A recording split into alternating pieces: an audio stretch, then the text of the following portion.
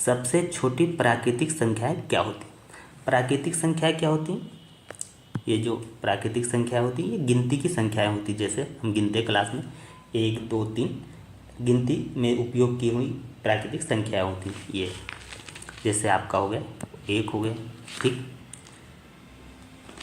2 हो गए, ये सारी की सारी क्या होती हैं? ये प्राकृतिक संख्याएं होती हैं। 1 2 3 4 5 ये ऐसे इन्फिनिटी तक चली जाती है। तो ये सारी की सारी क्या है? ये प्राकृतिक संख्या है। तो कौन सा ऑप्शन करेक्ट हो जाएगा? हम चले जाएंगे ऑप्शन सेकेंड के साथ। ये आपका 1 लिखा हुआ है, दिख तो नहीं रहा है, तो चले जाएंगे ऑप्शन सेकेंड के साथ 1। सबसे छोटी प्राकृतिक संख्या कौन सी है? 1 है, और सबसे बड़ी अनंत तक, ठीक है। सबसे छोटी प्राकृतिक संख्या 1 है। हम गिनना 1 से ही स्टार्ट करते हैं। आइए अगला क्वेश्चन देखते हैं। अगला क्वेश्चन है सबसे छोटी पूर्ण संख्या क्या है? तो पूर्ण संख्या क्या होती है? जब हम प्राकृतिक संख्या में, जब कोई भी प्राकृतिक संख्या में क्या करते हैं, प्राकृतिक संख्या में जब हम जीरो सम्मिलित कर लेते हैं तो क्या हो जाती है? पूर्ण संख्या हो जाती है। तो पूर्ण संख्या क्या हो जाएगी? 0 1 2 3 4 5 ऐसे अनंत तक चली जाएगी। तो सबसे पहले क्या आ जाएगा? सबसे पहले आ जाएगा आपका 0, ठीक है, क्योंकि ये 0 से स्टार्ट हुई। जब हम प्राकृतिक संख्या में 0 सम्मिलित कर लेते हैं तो क्या हो जाती है? पूर्ण संख्या बन जाती है। तो हम चले जाएंगे ऑप्शन ए के साथ 0, ठीक है। आइए अगला क्वेश्चन करते हैं। तो अगला क्वेश्चन है एक क्या है? भाज्य संख्या, अभाज्य है, भाज्य, नाभाज्य, इनमें से कोई नहीं। तो जो भाज्य संख्याएं होती हैं ये आपकी भाज्य संख्या, जिनके 3 गुणनखंड होते हैं। एक तो सभी संख्याओं का एक जो होता है, एक तो गुणनखंड होता है, ठीक। दूसरी वो संख्या स्वयं विभाजित होती और किसी और संख्या से, तीसरी संख्या से विभाजित और होनी चाहिए, थर्ड संख्या कोई और हो। जैसे ये 3 संख्याओं से विभाजित होनी चाहिए। जैसे आपका होगा 4।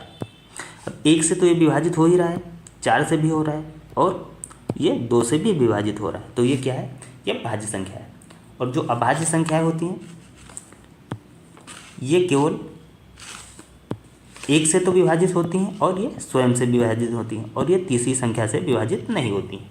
तो सबसे छोटी जो आपकी अभाज्य संख्या हो जाएगी ये आपकी 2 होती है, ठीक। अब 2 किससे विभाजित होगा? 1 से होगा, 2 से होगा, तीसरा इसका किसी संख्या से विभाजित नहीं हो रही। ऐसे 3 हो गया, ऐसे 5 हो गया। तो ये क्या है? ये सारी की संख्या अभाज्य संख्या है। अब एक ना ही भाज्य की कंडीशन फॉलो कर रहा है, जिसके 3 संख्या से विभाजित होने चाहिए, और ना ही अभाज्य की फॉलो कर रहा है। तो इसको हम किस में रखेंगे? इसको हम रखेंगे ना भाज्य है और ना ही अभाज्य है।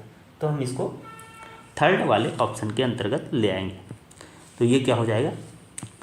ना भाज्य है और ना अभाज्य, ठीक। आइए अगला क्वेश्चन देखते हैं। अगला क्वेश्चन है 2 क्रमागत संख्याओं का अंतर होता है। कितना होता है अंतर? 2 क्रमागत संख्याओं का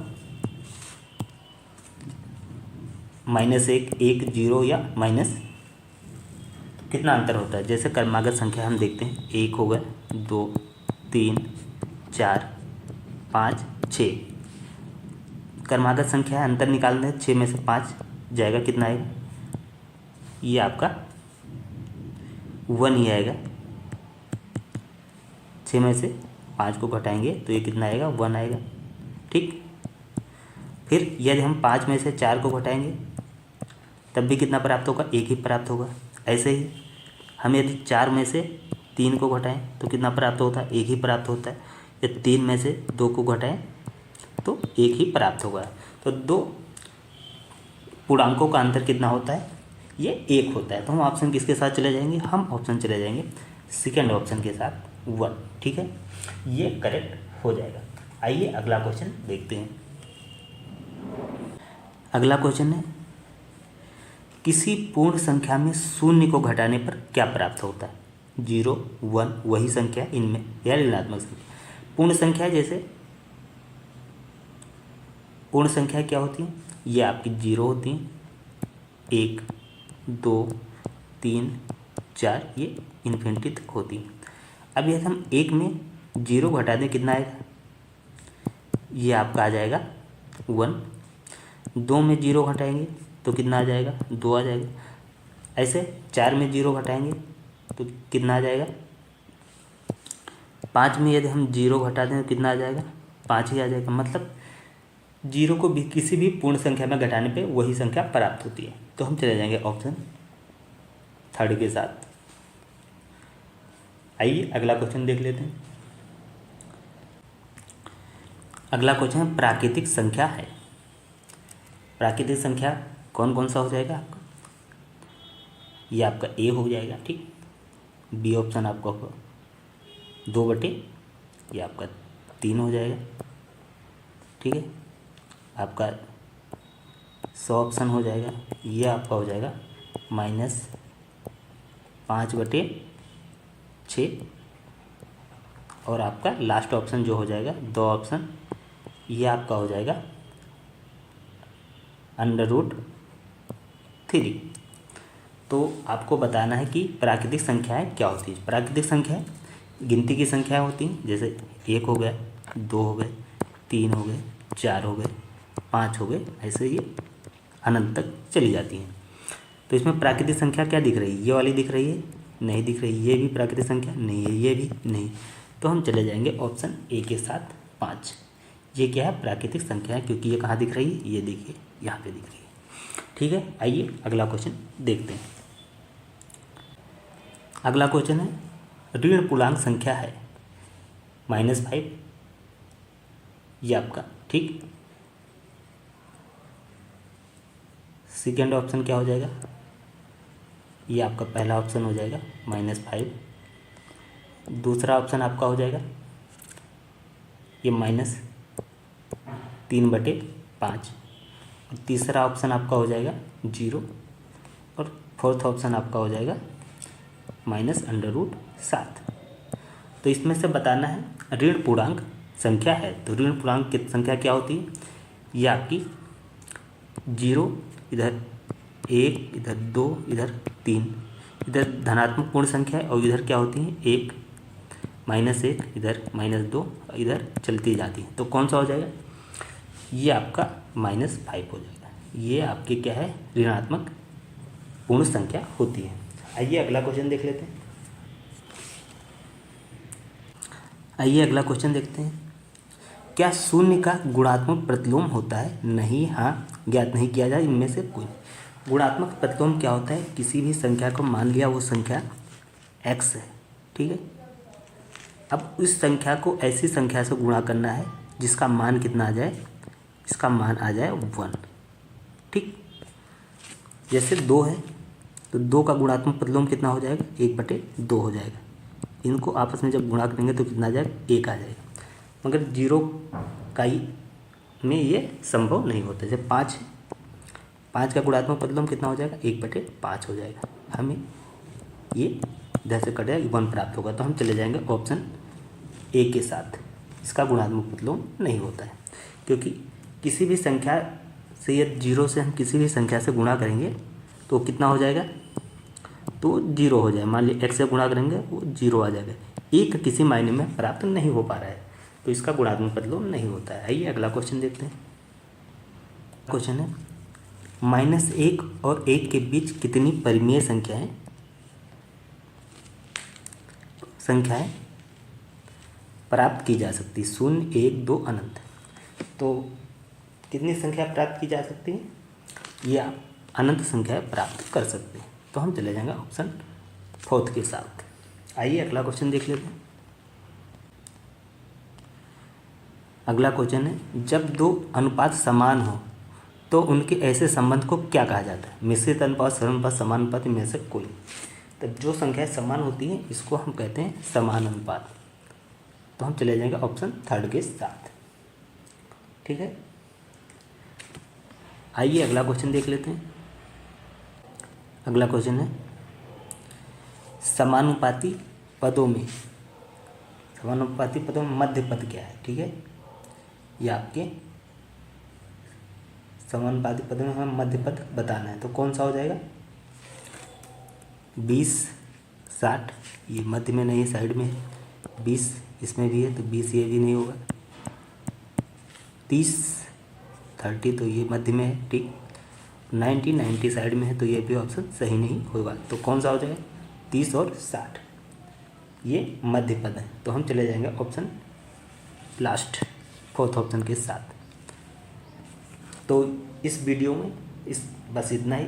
हमने आज काफ़ी क्वेश्चन कवर किए और आगे अगली क्लास में आगे के क्वेश्चन कवर। पहला क्वेश्चन है ऋण पूर्णांक संख्या है क्या है, -3/5, -5, 0 या -√7। तो क्या होगा, ऋण पूर्णांक क्या होते हैं, जैसे आप -∞ से +∞ के बीच की संख्या क्या होती है, पूर्णांक होते हैं। ठीक है, तो इसमें ऋण पूर्णांक कौन सा है, जैसे आपका हुआ -6, -5, -4, -3, -2, -1, 0, 1, 2, 3, ऐसे ही इन्फिनिटी तक इधर और इधर दोनों तरफ चले जाएगा।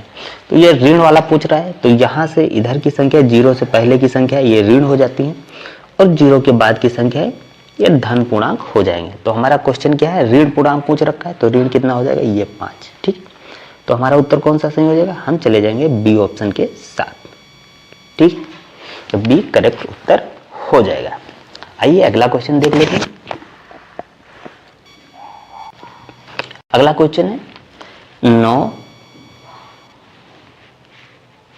ये आपका हो जाएगा 9, 12, 18 का लघुत्तम समापवर्त ज्ञात करना है। एलसीएम इसका निकालना है, क्या हो जाएगा, 45 हो जाएगा, 36 हो जाएगा, 9 हो जाएगा, 27 हो जाएगा। कौन सा हो गया, आइए देख लेते हैं। एलसीएम निकाल के 9, 12 और 18 का एलसीएम निकालते हैं। 2 से पहले करते हैं, 9 में जाएगा नहीं, और 12 में कितनी बार जाएगा, 6 बार, और 18 में 9 बार। ठीक, फिर 2 से करते हैं, डिवाइड करते हैं, 9 में जाएगा नहीं, और यहाँ पे 3 टाइम हो जाएगा, 3 दूनी 6, ठीक, 9। अब हम करते हैं फिर 3 से, 9 में कितनी बार जाएगा, 3 बार जाएगा, और 3 में कितनी बार जाएगा, 1 बार, और 9 में 3 बार। और 3 से जब करेंगे तो 3 में 1 बार जाएगा, 1 का 1 उतार लेंगे, तो ये आपका एलसीएम, इनको आपस में गुणा कर लेंगे तो कितना होगा, 3 त्रिका 9, दूनी 18, दूनी 36।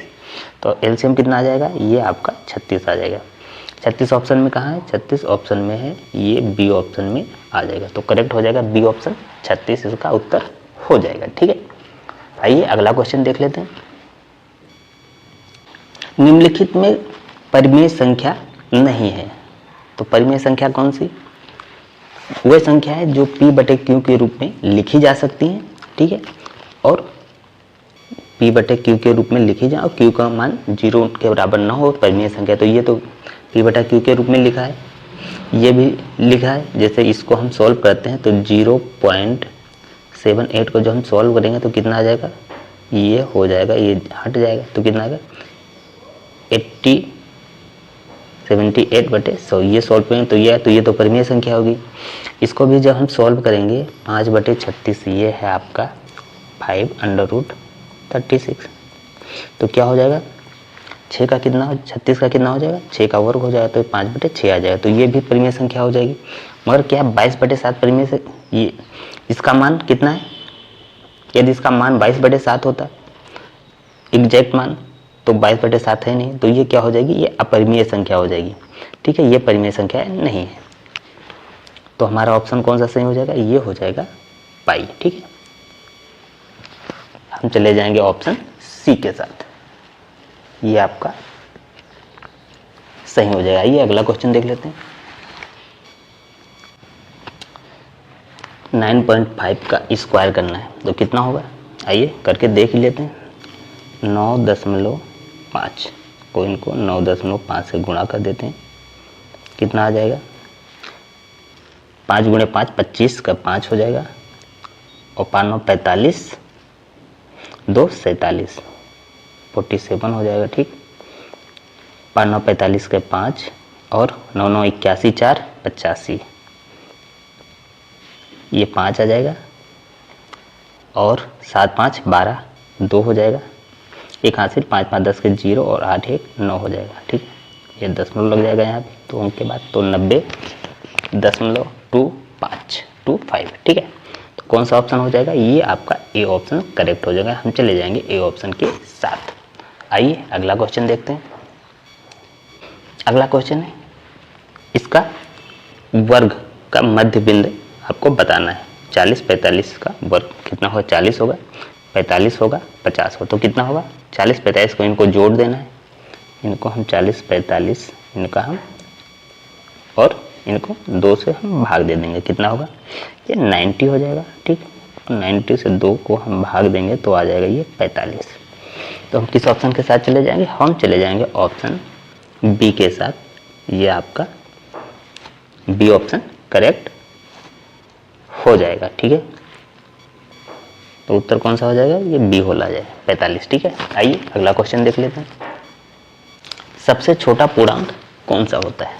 तो पूर्णांक क्या होता है? पूर्णांक में आप जाते हैं, ये आपकी माइनस इन्फिनिटी से आपका हो जाता है, ये माइनस इन्फिनिटी से ऐसे -2 -1 0 1 2 3 ऐसे ही लगातार चलता है। तो इसमें सबसे छोटा पूर्णांक कौन सा हो जाए? ए सबसे छोटा है? नहीं, 0 भी छोटा नहीं, 1 भी सबसे छोटा नहीं, तो कौन सा ऑप्शन हो जाएगा? डी। डी ऑप्शन करेक्ट हो जाएगा। हम डी ऑप्शन के साथ चले जाएंगे। ठीक है, क्योंकि ये माइनस इन्फिनिटी से प्लस इन्फिनिटी के बीच होती है, सबसे छोटी संख्या पूछ रही है, तो सबसे छोटा क्या होगा? इनमें से कोई नहीं होगा। ठीक है, तो आइए हम आगे देख लेते हैं, अगला क्वेश्चन देख लेते हैं। अगला क्वेश्चन है, उस संभव त्रिभुज का क्षेत्रफल कितना होगा जिसका परिमाप 3 सेंटीमीटर है? ठीक है, तो ये आपका निकालना है। एक असंभव त्रिभुज है, ये सपोज करिए संभव त्रिभुज है। ठीक है, इसका जो क्षेत्रफल है 3 मीटर है परिमाप, तो कितना हो जाएगा? एक ये हो जाएगा, एक ये हो जाएगा और एक है, प्रत्येक भुजा 1 1 मीटर के हो जाएंगे। तो इसका क्षेत्रफल ज्ञात करना है, संभव त्रिभुज का क्षेत्रफल। क्षेत्रफल का फॉर्मूला क्या होता है? एरिया इक्वल टू होता है, ये आपका होता है √3/4 गुण भुजा की स्क्वायर होती है। ठीक है, भुजा की स्क्वायर, तो ये तो हो जाएगा। इसको जब हम सॉल्व करेंगे तो कितना आ गया? √3/4 और भुजा कितनी है? भुजा 1 है, तो इसका स्क्वायर जब हम करेंगे तो 1 ही आ जाएगा। तो उत्तर कितना होगा?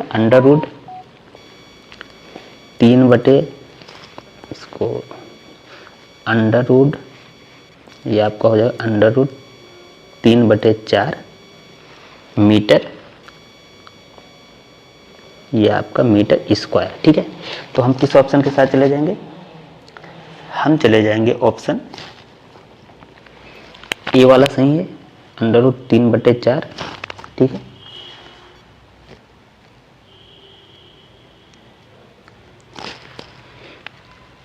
ए वाला नहीं होगा क्योंकि ए सेमी में है। ठीक है, ये आपका सेमी में है, ये सेंटीमीटर है, हमें चाहिए मीटर में, तो मीटर में आपका ऑप्शन बी सही है। तो हम बी ऑप्शन के साथ चले जाएंगे, तो बी करेक्ट हो जाएगा। आइए अगला क्वेश्चन देख लेते हैं।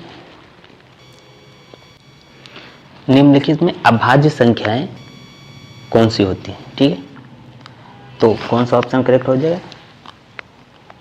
अभाज्य संख्याएं वो संख्याएं होती हैं जिनमें एक का तो भाग जाता है। ठीक है, और स्वयं का भी जाता है, इसके अलावा किसी और का भाग नहीं जाता है। तो 8 में तो 2 का भी जाता है और 8 का भी जाएगा, 1 का जाएगा, इसमें 3 हो जाएंगे गुणनखंड। 11 में, 2 में और 3 में, ये जो संख्याएं हैं इसमें 11 में 1 का जा रहा है और 2 का, इसमें अभाज्य में कम से कम केवल 2 ही गुणनखंड होते, तो इसका 11 का भी 1 और 11 हो जाएगा, 2 का भी 1 और 2 हो जाएगा, 3 का भी 1 और 3 हो जाएगा। तो हम चले जाएंगे, इसमें तीनों के तीनों विकल्प अभाज्य के हैं, तो हम चले जाएंगे इस ऑप्शन के साथ। ठीक, इसमें 9 में ये आपका 3 9 का 3 हो जाएगा, 1 और 9 इसमें 3 हो जाएंगे, 2 के तो नहीं हो रहे हैं, तीसरे का हो रहा है, इसमें भी इसका 2 का नहीं हो रहा है, तीसरे का हो रहा है, तो ऑप्शन बी करेक्ट हो जाएगा। ठीक है, आइए आगे देखते हैं। अगला क्वेश्चन है परिमेय संख्या माइनस, ये आपका परिमेय संख्या हो जाएगी, ये आपकी हो जाएगी परिमेय संख्या -3/4। इसका योगात्मक प्रतिलोम, इसमें योगात्मक प्रतिलोम ऐसी संख्या इसमें क्या जोड़ दी जाए जिससे इसका उत्तर 0 हो जाएगा, तो इसमें क्या जोड़ देंगे, इसमें हम जोड़ देंगे +3/4, तो ये योगात्मक प्रतिलोम हो जाएगा। ठीक है, तो 3/4 किसमें किसमें है, 3/4 इसमें नहीं है, तो ये ऑप्शन नहीं होगा, ये भी नहीं होगा, इसमें और इसमें ये दोनों ऑप्शन हो सकते हैं। अब गुणात्मक प्रतिलोम ऐसी संख्या है जो 3/4 को गुणा करे तो उसका उत्तर 1 आया है, तो ऐसे क्या हो सकता है, तो ऐसा हो सकती है संख्या 4/3। ठीक, -4/3, तो क्या हो जाएगा इसका योगात्मक, तो 3/4 हो जाएगा और गुणात्मक -4/3 हो जाएगा। तो हम चले जाएंगे ये आपके बी ऑप्शन के साथ, 3/4 और 4/3 -4/3। आइए अगला क्वेश्चन देख लेते हैं।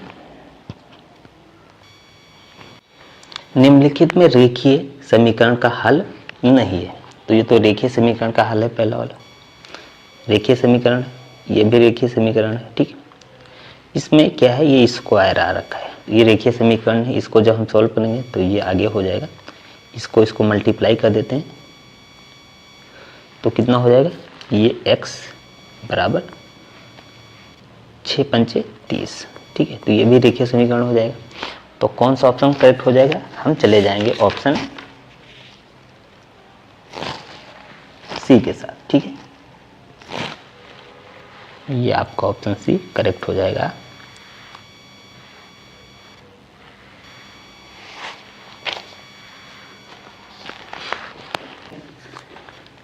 क्वेश्चन है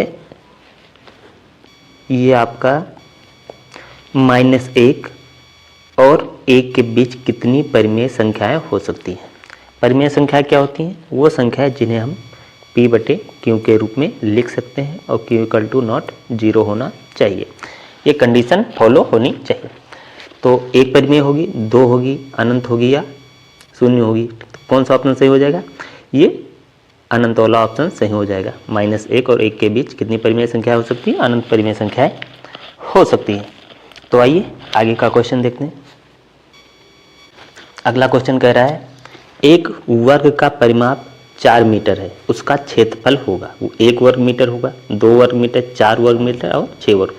एक वर्ग का परिमाप है, ये आपका 4 मीटर है। परिमाप क्या होता है, वर्ग का परिमाप होता है, ये आपका वर्ग है। ठीक है, यदि इसका 4 है तो एक भुजा 1 हो जाएगी, ये भी 1 हो जाएगी, ये भी 1 और ये। ठीक है, तो ये क्या है 4a = कितना है 4, तो ये a = कितना हो जाएगा, ये आपका हो जाएगा 4/4 और उत्तर कितना आ जाएगा 1। तो एक भुजा कितनी हो जाएगी, एक भुजा कितना हो जाएगी 1 मीटर की हो जाएगी। और क्षेत्रफल क्या होता है, क्षेत्रफल होता है भुजाओं का वर्ग a²। तो क्षेत्रफल हो जाएगा आपका, क्षेत्रफल निकाल लेते हैं, क्षेत्रफल हो जाएगा a² मतलब 1 का एक बार गुणा कर देंगे तो कितना हो जाएगा 1 ही आ जाएगा, 1 वर्ग मीटर। ठीक, तो ऑप्शन कौन सा सही हो जाएगा, हम चले जाएंगे 1 वर्ग मीटर ए ऑप्शन के साथ, ए ऑप्शन आपका करेक्ट हो जाएगा। ठीक है, आइए अगला क्वेश्चन देख लेते हैं। अगला क्वेश्चन दे रखा है a² - 2ab + b² बराबर होगा, एक सर्वसंख्या दे रखी है, तो कौन सा ऑप्शन होगा, a + b², a - b², a² + b², a² + b²। तो कौन सा करेक्ट हो जाएगा, ए स्क्वायर बी स्क्वायर का मतलब होता है A square plus B square plus 2ab, तो ये तो होगा नहीं। A square minus B square होता है A plus B A minus B, ये भी नहीं होगा। तो कौन सा ऑप्शन सही हो जाएगा? ये आपका ऑप्शन हो जाएगा बी करेक्ट हो जाएगा। हम चले जाएंगे बी ऑप्शन के साथ। ठीक है, आइए अगला क्वेश्चन देखते हैं। निम्नलिखित में रैखिक समीकरण नहीं है, नहीं सब पे आपको फोकस करना है कि रैखिक समीकरण कौन सा नहीं है। 2m plus 3 equal to 5m, 5 into bracket लगा है 2p plus 1 equal to 4, 5y minus 5 बराबर 3, और डी ऑप्शन है x plus 1/x equal to 7। ठीक है, तो इसमें बताना है कौन सा रैखिक समीकरण नहीं है। तो रैखिक समीकरण वही होगा जिसमें चर की घातें एक होंगी, चर की घातें एक से ज़्यादा नहीं होंगी। तो इसमें m चर है, इसकी घातें एक ही है। ठीक, यहाँ पे p चर है, p की घातें भी एक है। यहाँ पे y चर है, y की घातें भी एक है। और जब हम इसको सॉल्व करते हैं, ठीक है, तो इसकी घातें क्या हो जाएंगी? x की घातें 2 हो जाएंगी। ठीक है, हम इसको सॉल्व करेंगे तो मान लो ये भी 1 हो जाएगा। तो क्या हो जाएगा? ये हो जाएगा x स्क्वायर प्लस 1/x बराबर 7। 7 को इधर भेज देंगे तो हमें क्या मिल जाएगा? x स्क्वायर प्लस 1 बराबर 7। x तो कहाँ पे? x की घातें क्या होगी? 2 आ गई। ठीक है, तो ये रैखिक समीकरण नहीं होगा। तो हम चले जाएंगे डी ऑप्शन के साथ। आइए अगला क्वेश्चन देखते हैं। अगला क्वेश्चन है निम्नलिखित में से प्राकृतिक संख्या है, कौन सी है? 2 है, √2, 3.5, 0। तो प्राकृतिक संख्या कैसे, कहाँ से शुरू होती है? Natural number. ये आपकी स्टार्ट होती है 1 से 1 2 3 और ऐसे ये चलती जाती है इन्फिनिटी तक। ठीक है, तो कौन सा ऑप्शन सही हो जाएगा? हम चले जाएंगे ए ऑप्शन के साथ। ठीक है, आइए अगला क्वेश्चन देखते हैं। अगला क्वेश्चन है निम्नलिखित में से कौन सी परिमेय संख्या नहीं है? तो परिमेय संख्या होने की शर्त क्या है? जिसे हम p/q के रूप में लिख सकते हैं। ठीक है, जिसे हम क्या कर सकते हैं? p/q के रूप में लिख सकते हैं और q इक्वल टू 0 नहीं होना चाहिए। ठीक है, तो ये कंडीशन परिमेय की होगी। तो ये तो लिखा है, इसमें कोई दिक्कत नहीं है। और 0.69 को यदि हम अंकों में बदलें तो क्या हो जाएगा? 0.69। इसको ये हटाते तो 100, तो ये आ जाएगा 69/100। तो ये भी p/q के रूप में हो गया। ठीक, और इसको हम सॉल्व करते हैं तो ये हो जाएगा आपका 5/4 का अंडर कितना हो जाएगा? 16 का √4 हो जाएगा। तो ये भी p/q के रूप में हो जाएगा। तो हमारा ऑप्शन कौन सा सही हो जाएगा? हमारा ऑप्शन सही हो जाएगा ये बी ऑप्शन। ठीक है, क्योंकि ये परिमेय संख्या नहीं है। समझ में आया? आइए चलते हैं अगले क्वेश्चन की तरफ। निम्नलिखित में से सर्वसम्मिका है, तो कौन सा ऑप्शन करेक्ट हो जाएगा? किसमें दोनों पक्ष बराबर हैं। ये इधर जाएगा तो इसको सॉल्व करते हैं, कितना आ जाएगा? ये हो जाएगा 2x इक्वल टू 2 हो जाएगा, 2 कट जाए, x इक्वल टू 1 आ जाएगा। ये आ जाएगा 2x plus 2 equal to 2x plus 2। ठीक है, तो ये हो जाएगा आंसर आपका, क्योंकि इसके दोनों पक्ष हैं बराबर। ये आपका 2x प्लस 2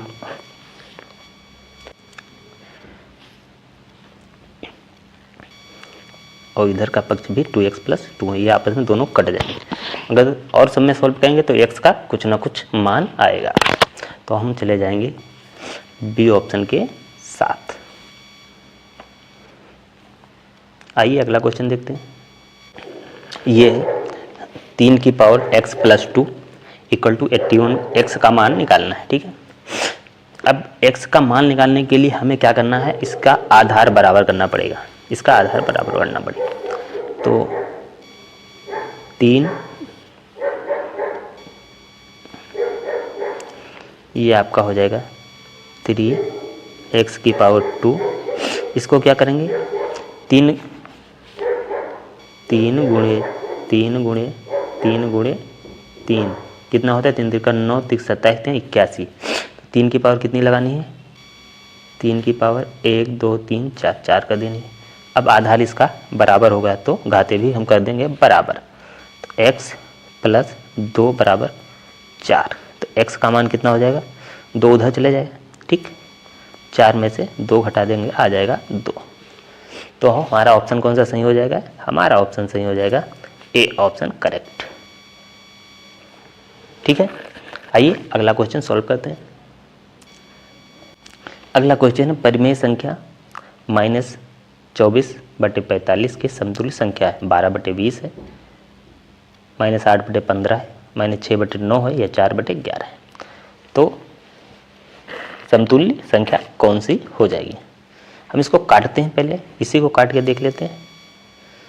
सबसे पहले ये किससे कटेगा, 3 से कटेगा, 3 × 8 = 24, 3 × 9 = 45, तो -8/9। ऑप्शन में कहीं दिखा, ये आपका ऑप्शन में दिख रहा है बी ऑप्शन में। तो हम चले जाएंगे, लेकिन बी ऑप्शन में कैसे हो जाएगा, 3 से 3 × 8 यहाँ पे आ जाएगा 15, 15 × 3 = 45 होता है, ठीक। वही कहूँ कि कैसे हो जाएगा, तो ये आ जाएगा 45, ठीक। 9 यहाँ पे नहीं, 45 आ जाएगा, ठीक, क्योंकि 15 × 3 = 45 होता है और 8 × 3 = 24। आइए अगला क्वेश्चन देख लेते हैं। समीकरण है x/4 + 10 - 4 में x का मान ज्ञात करना है, ठीक है। इसको सॉल्व करते हैं, देखते हैं कितना आता है।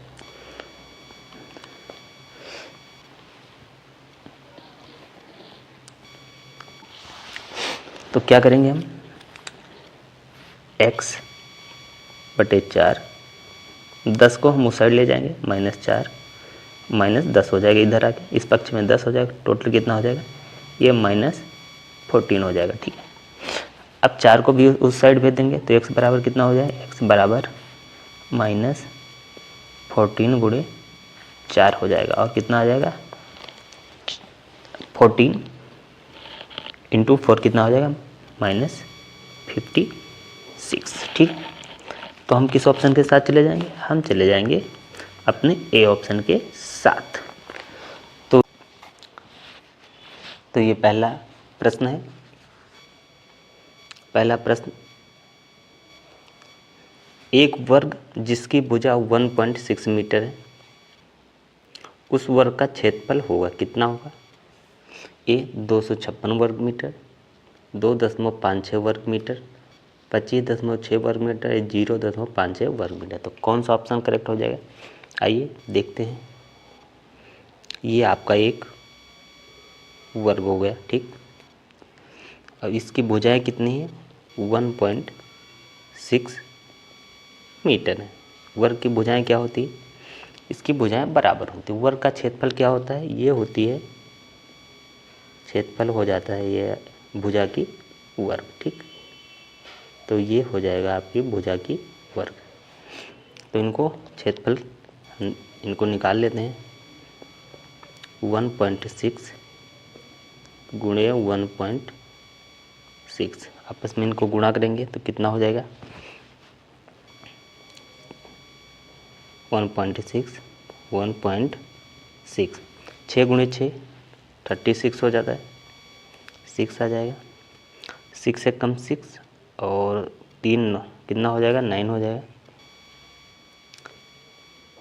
और फिर ये 6 और 1, 6 का 6 हो जाएगा, और 9 और 6 कितना होगा, 15, और 1 1 2, ठीक। 0.2 अंक के बाद लगा है तो 2 अंक के बाद दशमलव लगा देंगे, कितना आ जाएगा, 2.56 वर्ग मीटर। तो किस ऑप्शन में दिख रहा है, ये हमें दिख रहा है बी ऑप्शन में। तो हम चले जाएंगे बी ऑप्शन के साथ, ठीक। तो बी ऑप्शन हो जाएगा करेक्ट। आइए आगे की सवाल देखते हैं। अगला क्वेश्चन कह रहा है सबसे छोटी सम अभाज्य संख्या है, 1 है, 2 है, ठीक। ये कौन सी संख्या है? 1 है, 2 है, सी 0 है या डी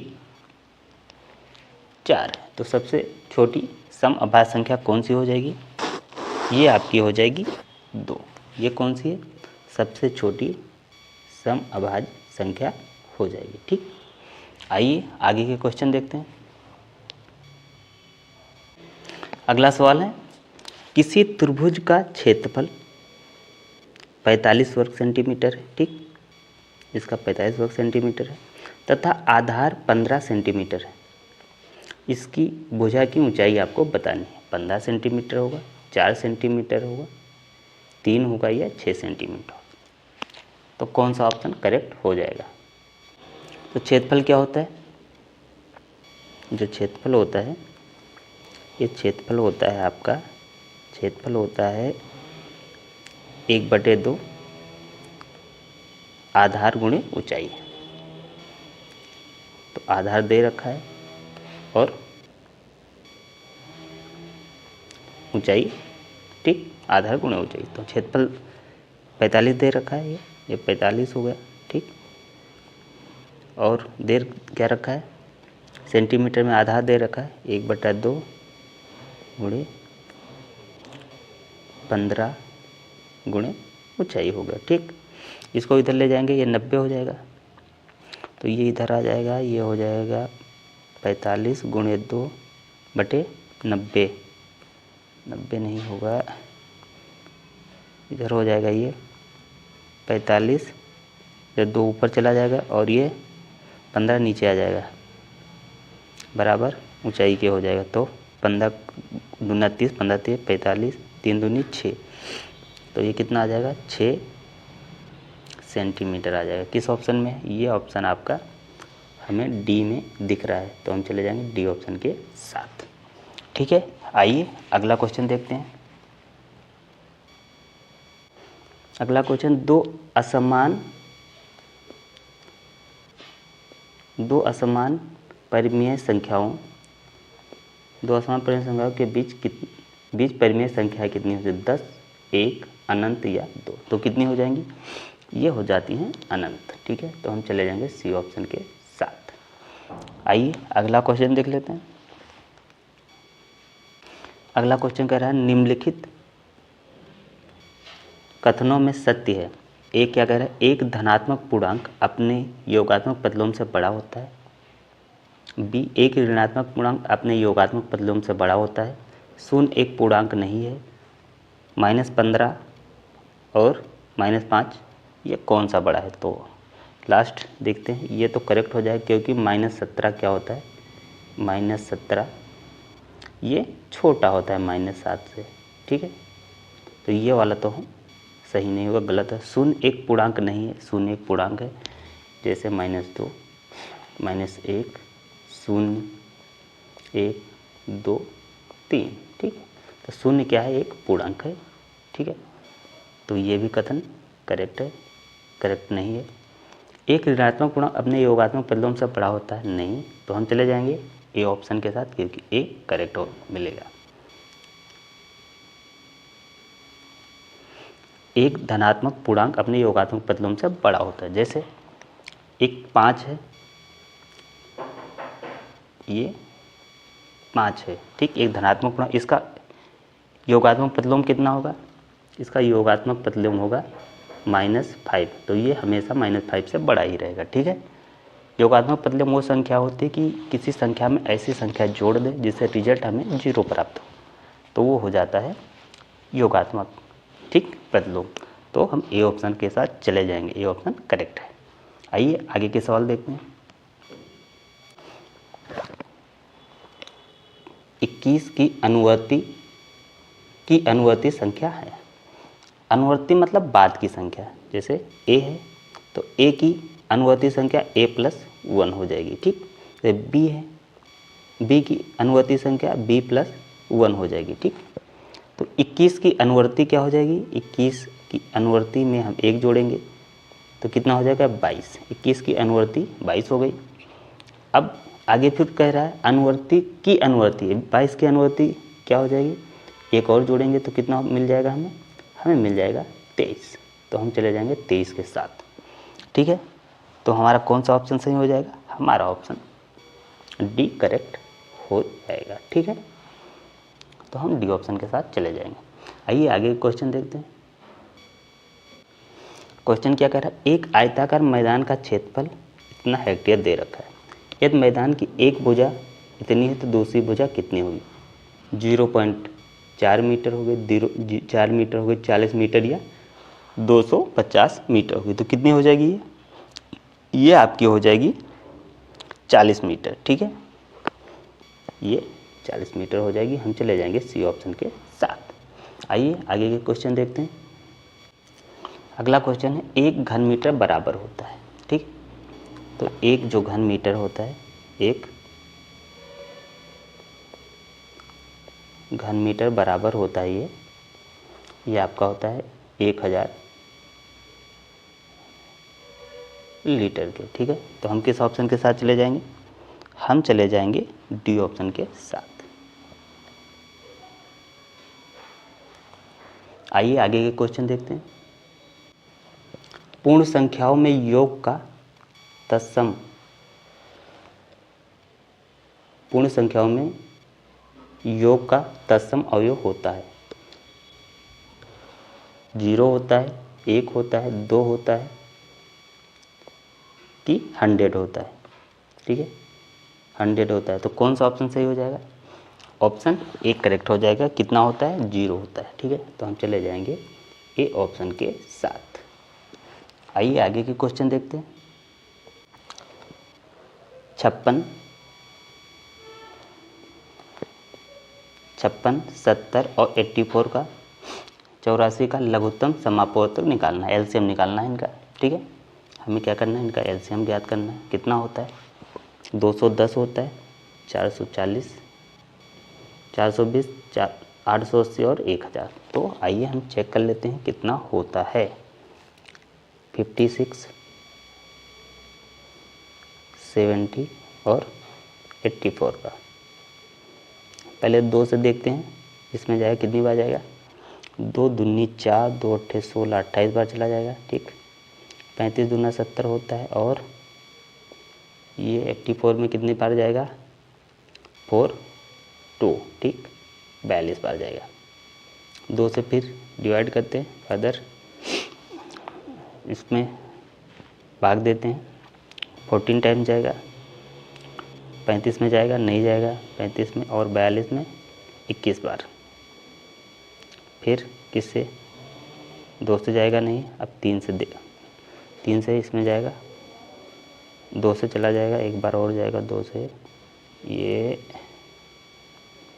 2 से एक बार और जाएगा,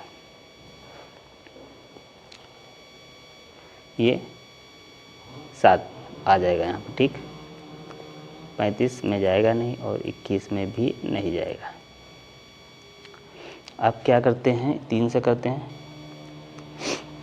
7 यहाँ पे जाएगा नहीं 35 में, 21, 3 और 7 21, 7 आ गया। ठीक, कितना बचा? 7, 35 और 7। फिर इसमें किससे जाएगा? 5 से देखते हैं, 5 से जाएगा, 5 से जाएगा, 5 से जाएगा, 5 और 7 35, और यहाँ भी 7, तो फिर 7 से चला जाएगा, 1 1 और 1। ठीक, तो कितनी बार गया? ये आपका गया 2 2 2 3 5 और 7। इनको करो आपस में गुणा, कितना हो जाएगा? 7 25 35 और दूनी 70। तो ये आपका हो गया 7 25 35 दूनी 70, इधर 70 हो गया, और इधर कितना होगा? 3 दूनी 6 दूनी 12। ठीक, इधर कितने हो गए? इधर हो गए आपके 12, 12 शून्य शून्य होता है, और 12 सते 84, तो 84 आ जाएगा। ठीक, 84 आ जाएगा। तो हम चले जाएंगे सी ऑप्शन के साथ। ये आपका ऑप्शन सी करेक्ट हो जाएगा। आइए अगले क्वेश्चन देखते हैं। अगला क्वेश्चन है, समीकरण दिया है 2.8 बराबर 5.4 प्लस एक्स का हल करना है। इसका एक्स का मान हमें बताना है क्या होगा। 1 होगा, 2 होगा, 3 होगा या 4 होगा। तो समीकरण दे रखा है, इसको हम देखते हैं, हल करते हैं।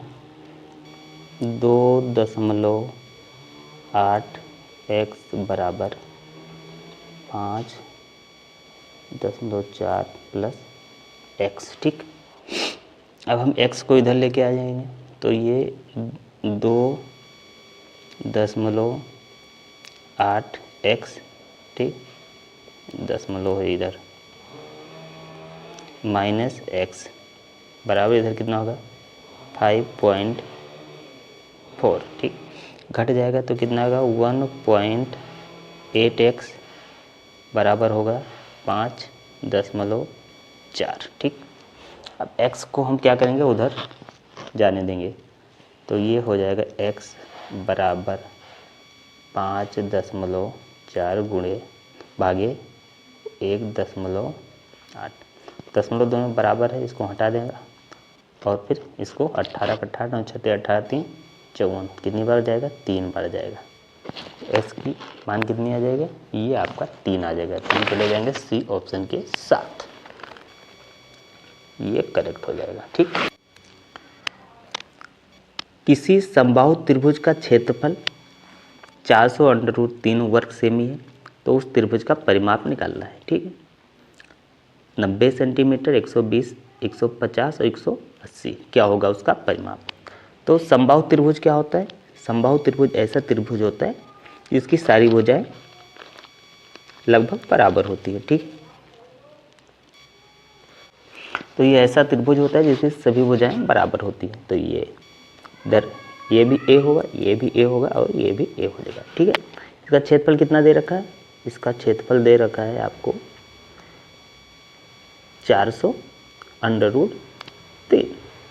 त्रिभुज का क्षेत्रफल, समबाहु त्रिभुज का क्षेत्रफल होता है कितना है, ये होता है आपका √3/4 भुजा की स्क्वायर, भुजा की वर्ग बराबर ये आपकी हो जाएगी 400√3। ठीक है, 3 से 3 तो 1 कट ही जाएगा। ठीक, और ये 4 उधर चला जाएगा तो कितना हो जाएगा a √400 गुणे 4। ठीक, अब इसका क्या है, ये स्क्वायर है, तो हम निकाल लेंगे a का मान, एक भुजा निकाल लेंगे, तो ये हो जाएगा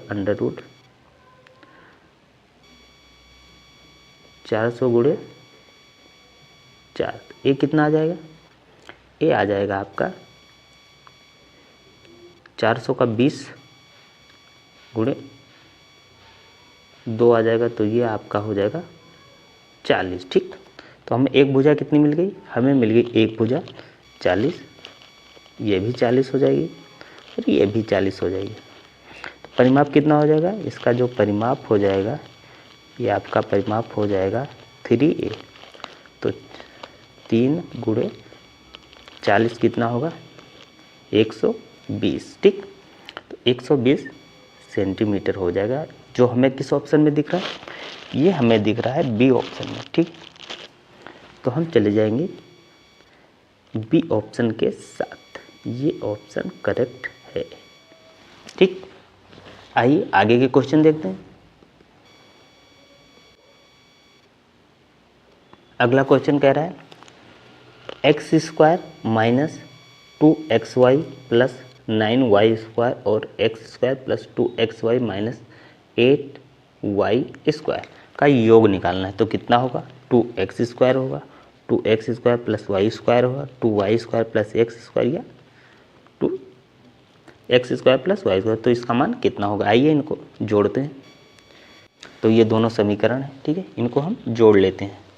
जब हम जोड़ते हैं तो ये कितना होगा, एक्स स्क्वायर इधर भी है, एक्स स्क्वायर इधर भी है, दोनों जगह एक्स स्क्वायर है तो हम इसको क्या कर लेंगे 2x स्क्वायर। ठीक, अब हम देखते हैं 2x स्क्वायर 2xy और 2xy दोनों जगह है, इधर प्लस में इधर माइनस है तो ये आपस में क्या होगा, कट जाएगा। ठीक,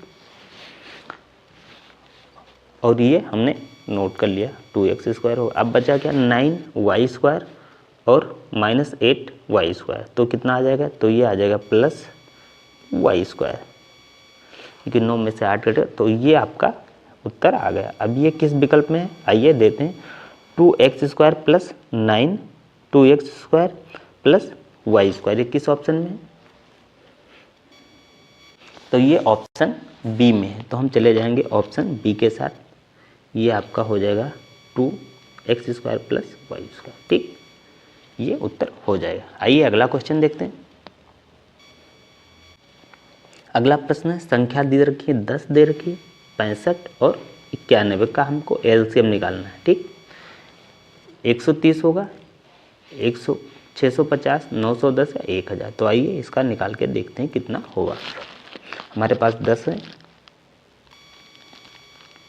हमारे पास 65 है और फिर 91। ठीक, 91, पहले 2 से देखते हैं, तो 10 में कितनी बार जाएगा, 5 बार जाएगा, 65 में जाएगा नहीं, और फिर ये 91। ठीक, 5 से देखते हैं, 5 एक बार जाएगा 5 में, 65 में कितनी बार जाएगा, 13 बच्चे 65, और फिर इसमें किससे जाएगा, इसमें किससे 13 से करके देखते हैं, यहाँ पे 1, यहाँ पे 13 टाइम चला जाएगा, और 13 सत्ते 91, 7वां बार। ठीक, ये आपका यहाँ पे 1, 7 से एक बार फिर करना पड़ेगा, तो ये हो गया 7 से यहाँ पे एक बार ये और। ठीक, अब इनका आपस में क्या करते हैं, इनका आपस में गुणा कर लेंगे, तो हम गुणा करते हैं 2 × 5 × 13 × 7, 5 दूनी 10, 10 को 13 से करेंगे 130 हो जाएगा गुणे 7। अब 7 130 को 7 0 हो जाएगा, 7 त्रिक 21 का 1 हो जाएगा, और 7 1 कम 7 2 9 हो जाएगा, तो ये आपका उत्तर आ जाएगा 910। ये किस ऑप्शन में दिख रहा है, ये आपका दिख रहा है एलसीएम ऑप्शन सी में। ठीक है, ये आ जाएगा आपका एलसीएम, ये ऑप्शन सी में दिख रहा है, तो हम चले जाएंगे सी ऑप्शन के साथ। ठीक, आइए अगला क्वेश्चन देखते हैं।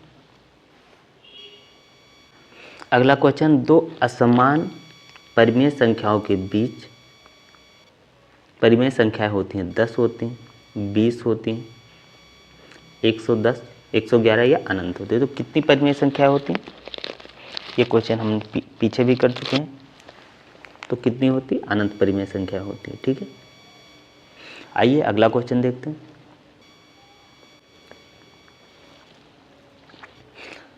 ये सवाल दे रखा है 2 + 3 + 2 × 7 का मान क्या होगा। ठीक है, तो इसका मान क्या होगा, पहले 7 का 3 से गुणा होगा, पहले 7 का 3 से गुणा होगा, फिर 7 का 2 से गुणा होगा, तो आइए करके देखते हैं। 3 × 7 + 2 × 7। ठीक, तो ये किस ऑप्शन में दिख रहा है, ये दिख रहा है आपको 3 × 7 + 2 × 7, ये ऑप्शन आपका दिख रहा है बी में, तो हम चले जाएंगे बी ऑप्शन के साथ, यही हमारा उत्तर हो जाएगा। आइए अगला क्वेश्चन देखते हैं। इस क्वेश्चन में हमने पहले 3 से गुणा किया, फिर 7 का 2 से कर दिया। ठीक, अब क्या करना है, x - 7 और x + 9 का गुणनफल करना है। ठीक, तो ये आपका सवाल दे रखा है, ऑप्शन दे रखे हैं, तो कौन सा ऑप्शन सही हो जाएगा, आइए करके देखते हैं। अपने पास x -7 और फिर x + 9। ठीक, इनको करना है गुणा। तो x की पहले x से करेंगे, फिर x की 9 से करेंगे। ठीक, 7 की पहले x से करेंगे, उसके बाद 9 से करेंगे। तो सबसे पहले x की x से करेंगे, कितना हो जाएगा, x² हो जाएगा। फिर 9 से करेंगे तो ये हो जाएगा 9x। अब इस 7 से करते हैं तो -7x हो जाएगा। और फिर इस 7 से 9 की करते हैं तो कितना हो जाएगा, 7 × 9 हो जाएगा। ठीक, अब क्या करते हैं, x², अब इसको घटा देते हैं क्योंकि ये 9x है, ये 7x, तो कितना होगा +2x आ जाएगा। ठीक, और 7 × 9 = 63, ये कौन सा आएगा, ये माइनस में आएगा। तो ये किस ऑप्शन में दिख रहा है, 2x प्लस, ये ऑप्शन आपका सी में दिख रहा है। ठीक है, तो हम चले जाएंगे सी ऑप्शन के साथ, हम चले जाएंगे सी ऑप्शन के साथ, और यही उत्तर आपका करेक्ट हो जाएगा। ठीक, सी ऑप्शन करेक्ट हो जाएगा। आइए अगला क्वेश्चन देखते हैं। अगला क्वेश्चन है, एक त्रिभुज है जिसका क्षेत्रफल 48 वर्ग सेमी है, इसकी ऊंचाई दे रखी, इसका आधार ज्ञात करना है। ठीक, तो आइए इसको सॉल्व करते हैं। जो त्रिभुज का क्षेत्रफल जो होता है, ये आपके त्रिभुज का जो क्षेत्रफल है। ठीक, क्षेत्रफल क्या होता है, 1/2 आधार गुणे ऊंचाई होती है। तो क्षेत्रफल दे रखा है आपने 48, आधार ऊंचाई भी दे रखी है। तो 2 से ये कट जाएगा, कितनी बार जाएगा, 4 बार कट जाएगा। ठीक, आधार 4 इधर चला जाएगा, तो कितना बचेगा, ये आपका आ जाएगा आधार बराबर 48/4। कितना आ गया, 4 × 4 और 4 दूनी 8। ठीक, तो ये 12 सेंटीमीटर किस ऑप्शन में, ये ऑप्शन ए में। तो हम चले जाएंगे ए ऑप्शन के साथ, यही उत्तर हो जाएगा। आइए अगला क्वेश्चन देखते हैं। ये परिमेय संख्या दे रखी है, ये आपकी है परिमेय संख्या, -4/9 से छोटी परिमेय संख्या कौन सी है।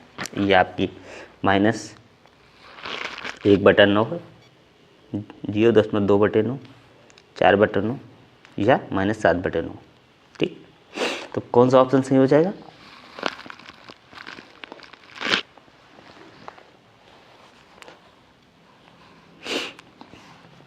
तो हम चले जाएंगे डी ऑप्शन के साथ, ये -7/9, ये करेक्ट उत्तर हो जाएगा। आइए अगला क्वेश्चन करते हैं। इसका एलसीएम निकालना है। ठीक है, आइए देखते हैं क्या होगा। 16, 32 और 64 का 2 से काटते हैं, 8, 16 और ये 32 दूना 64।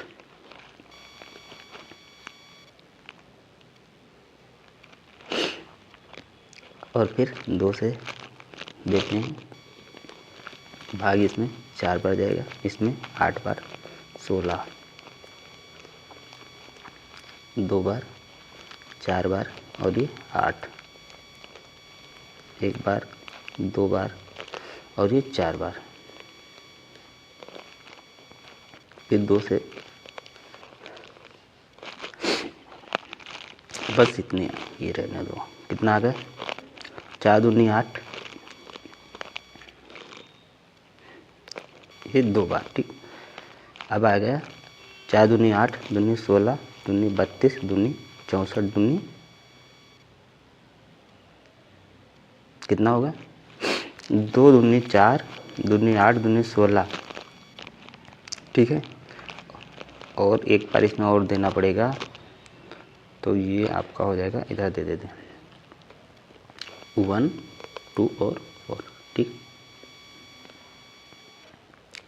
यहाँ पे 1, यहाँ पे 1, यहाँ पे 2 आ गया, 1 1 और 1, ठीक। अब कितने 2 हैं, 1 2 3 4 5 6 आ गए, तो हम इनका निकाल लेते हैं लॉस ऑफ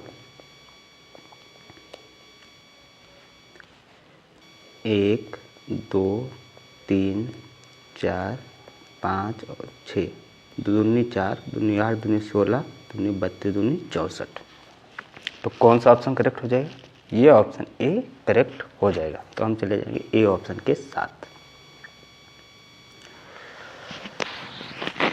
आइए अगला क्वेश्चन देखते हैं। ये आपका सवाल दे रखा है,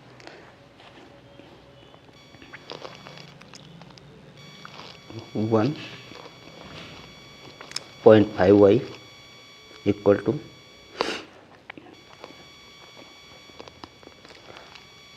1.5y minus 7 equal to G1 0.5y, ठीक। y को इधर ले आएंगे तो कितना बचेगा,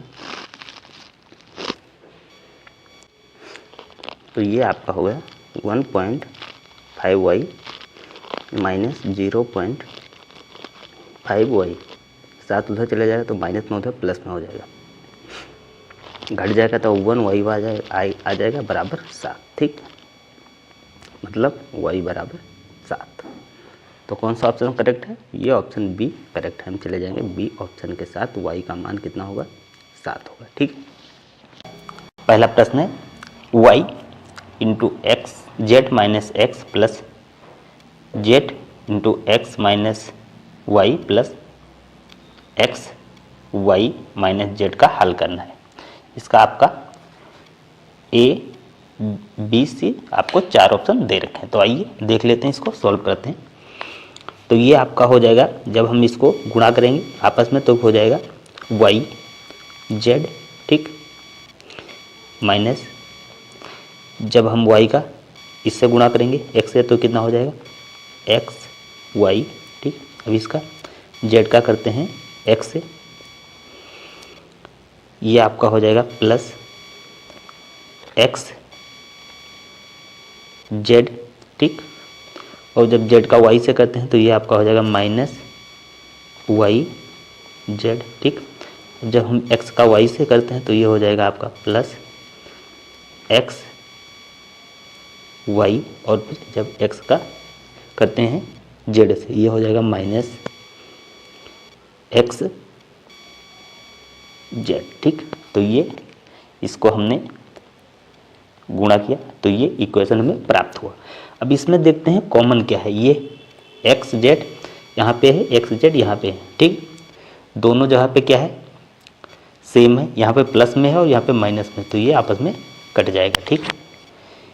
एक्स और वाई यहाँ पे है, एक्स वाई यहाँ पे है, इधर प्लस में इधर माइनस में, तो इधर से ये कटेगा, इधर से ये कट जाएगा और ये इधर कट जाएगा। तो उत्तर कितना आ जाएगा, ये आपका हो जाएगा 0, ठीक। तो हमने इसको सॉल्व किया, कितना उत्तर आ गया 0 आ गया। तो हम चले जाएंगे विकल्प 4 के साथ, ये आपका 0 उत्तर हो जाएगा। इसका सॉल्यूशन कितना आ जाएगा 0 आ जाएगा। तो आइए आगे के क्वेश्चन देख लेते हैं। एक त्रिभुज का क्षेत्रफल कितना है 45 वर्ग है, ठीक। ये आपका एक त्रिभुज है, त्रिभुज दे रखा है, इसका क्षेत्रफल दे रखा है 45 वर्ग सेंटीमीटर, आधार 15 दे रखा है और त्रिभुज की संगत ऊंचाई ज्ञात करनी है, ठीक है। तो इसका बेसिक फॉर्मूला क्या होता है, क्षेत्रफल आपका होता है 1/2 गुणे आपका होता है आधार और फिर गुण ऊंचाई हो जाती है। तो अपने पास क्षेत्रफल है 45, ये आपका क्षेत्रफल दे रखा है 45 बराबर 1/2, आधार दे रखा है, आधार कितना है 15 दे रखा है 15 और ऊंचाई, ठीक। ये नीचे है तो इधर जाएगा तो ऊपर हो जाएगा और ये ऊपर है तो इधर जाएगा नीचे आ जाएगा, ठीक।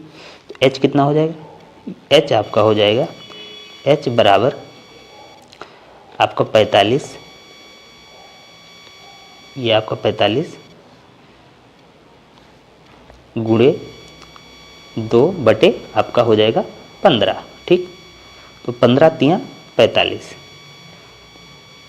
3 गुणे 2, ठीक, 3 दूनी 6, तो ये आपका हो जाएगा 6 सेंटीमीटर। आ गया आपका सॉल्यूशन।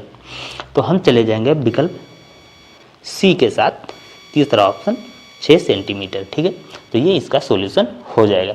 आइए अगला क्वेश्चन देखते हैं। ये आपका अगला प्रश्न है। प्रश्न क्या है? ये आपका अंडर रूट है, ये अंडर रूट 2, ठीक, अंडर रूट 4, अंडर रूट -4 और अंडर रूट ये आपका -2 में परिमेय संख्या है। तो 2 परिमेय संख्या तो नहीं हो सकती, ठीक है, क्योंकि पूर्णांक नहीं। 4 को हम क्या कर सकते हैं? 4 को हम क्या लिख सकते हैं? इसको, ये आपका 2 आ जाएगा, तो ये आपका पूर्णांक हो जाएगा और ये नहीं होगा, तो हम ये आपका भी नहीं होगा, ये भी नहीं होगा, ये भी नहीं होगा, तो कौन सा हो जाएगा? ये आपका ए ऑप्शन करेक्ट हो जाएगा पहला। हम चले जाएंगे 4 के साथ। 4 क्या है? परिमेय संख्या हो जाएगी। आइए अगला प्रश्न देखते हैं। अगला प्रश्न है 33.328 में अंक 2 का स्थानीय मान होगा 20 होगा, 2 होगा, या फिर ये आपका होगा 0.02 या फिर 0.002। तो कौन सा ऑप्शन करेक्ट हो जाएगा? ये आपका कितना हो जाएगा? इस 2 का स्थानीय मान, 2 का स्थानीय मान हो जाएगा 2/100। ठीक, जब हम इसको सॉल्यूशन करेंगे कितना आ जाएगा? 0.02। तो हम चले जाएंगे कौन से ऑप्शन के साथ? हम चले जाएंगे ऑप्शन तीसरे के साथ। ये आपका सी ऑप्शन करेक्ट हो जाएगा। ठीक है, आइए अगला प्रश्न देखते हैं। अगला प्रश्न है, अगला क्वेश्चन देखते हैं। ये है आपका 2 की पावर यहाँ पे x + 1 है। ठीक है, x + 1 = 16 है, तो x का मान क्या होगा? इसको हम इधर सही से लिखते हैं। ये आपका होगा 2x + 1, x 2 की पावर है, x + 1 = 16 है। तो हम क्या करेंगे? x का मान ज्ञात करना है। क्या करेंगे? इन दोनों की पावर सेम करनी है। ठीक है, तो 2 कितना होता है? 2 × 2 × 2 × 2, 2 दूनी 4, दूनी 8, दूनी 16। ठीक है, तो 2 की पावर आपकी हो जाएगी x + 1 = ये आपके 2 की पावर कितनी हो जाएगी? 1 2 3 4। ठीक है, जब घातें बराबर होती हैं तो ये आपस में आधार बराबर होता है, तो घातें सेम होती हैं। तो x + 1 = कितना हो जाएगा? ये 4 हो जाएगा। जब एक उधर जाएगा, पक्षांतर करेंगे, तो x का मान कितना आ जाएगा? x का मान आ जाएगा आपका 3। तो उत्तर कौन सा हो जाएगा? ये आपका करेक्ट हो जाएगा, ऑप्शन 3 आ जाएगा। ठीक है, तो हम चले जाएंगे ऑप्शन सेकेंड के साथ। ऑप्शन सेकेंड क्या है आपका? ये आपका है बी ऑप्शन, तो इसका उत्तर 3 आ जाएगा। आइए अगला क्वेश्चन सोल्व करते हैं। ये आपको अगला क्वेश्चन है, त्रिभुज की 3 भुजाएं दे रखी है 2 सेंटीमीटर, 3 सेंटीमीटर, 5 सेंटीमीटर। इनमें से कौन सा त्रिभुज होगा? समकोण त्रिभुज होगा, अधिक कोण होगा, विषमबाहु त्रिभुज होगा, या त्रिभुज संभव नहीं है। ठीक है, तो इसमें से कौन सा हो जाएगा? ये आपका हम चले जाएंगे डी ऑप्शन के साथ, इसका त्रिभुज संभव नहीं होगा। ठीक है, तो आइए, यदि दी हुई 2 या 2 से अधिक व्यंजनों को पूरा विभाजित करे तो उस संख्या को कहा जाता है? अपवर्तक कहा जाता है, समापवर्तक कहा जाता है, समापवर्त कहा जाता है, या अपवर्त कहा जाता है? तो उस संख्या को क्या कहा जाता है? तो उस संख्या को कहा जाता है समापवर्तक। तो हम चले जाएंगे सेकंड ऑप्शन के साथ। ठीक है, आइए अगला क्वेश्चन देख लेते हैं। अगला प्रश्न है 9, 12, 18 का हमको एलसीएम ज्ञात करना है। तो इसका एलसीएम कितना हो जाएगा? 9, 12 और 18। सबसे पहले इसमें 2 से भाग देते हैं, 3 में जाएगा नहीं, और 6 दूनी 12, 9 दूनी 18। फिर 2 से एक बार 9, 2 3 6 और 9 ऐसे आ जाएगा। अब जाएगा 3 से, 3 त्रिका 9, 3 एकम 3, 3 त्रिका 9 और फिर 3 से एक बार जाएगा 1 1 और 1। ठीक, इसका एलसीएम आ जाएगा। एलसीएम ये आपका हो जाएगा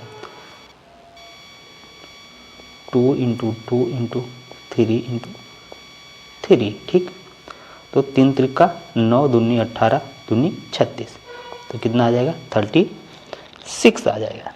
तो हम चले जाएंगे ऑप्शन बी के साथ। ये आपका बी ऑप्शन करेक्ट हो जाएगा 36। ठीक है, तो आइए अगला क्वेश्चन देख लेते हैं। ये आपका अगला क्वेश्चन है 9 के अपवर्त हैं। ठीक है, 3 6 9 12, 9 18 27 36, 1 3 6 9, ये आपका ऑप्शन ऊपर नीचे हो गया। ठीक, तो ये पहला हो जाएगा, ये दूसरा, ये तीसरा और ये चौथा ऑप्शन। तो 9 के अपवर्त कौन कौन से हो जाएंगे, तो कौन सा हो जाएगा 9 के अपवर्त हो जाएंगे। पहला 9 एकम 9 हो जाएगा। ठीक, दूसरा 9 दूनी 18 हो जाएगा, तीसरा 27, फिर 36 हो गया। ऐसे ऐसे होते चले जाएंगे। तो ये आपको किस ऑप्शन में दिख रहा है, ये आपके ऑप्शन सेकंड में दिख रहा है, तो हम सेकंड ऑप्शन के साथ चले जाएंगे।